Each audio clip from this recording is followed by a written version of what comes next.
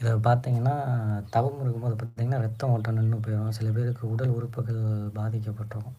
அதனாலேயே இறந்து போயிருவாங்க. அதாவது தவம் இருந்துகிட்டு இருக்கும்போதே பாதியில இறந்து போயிருவாங்க. அந்த மாரி இது வந்து அந்த மாரி ஆகுறத தடுக்கும். அதாவது இறப்பை தடுக்கும். உடலுக்கு தேவையான சக்தி, அதாவது உயிர் வாழ்வதற்கு அதாவது உடம்புல எந்த உறுப்பு செயலிழந்தாலும் உடம்புல உயிர் இருக்கும். காற்றிலிருந்து அந்த சக்திய கொடுக்கக்கூடிய ஒரு காயகல்ப மூலிகை இது.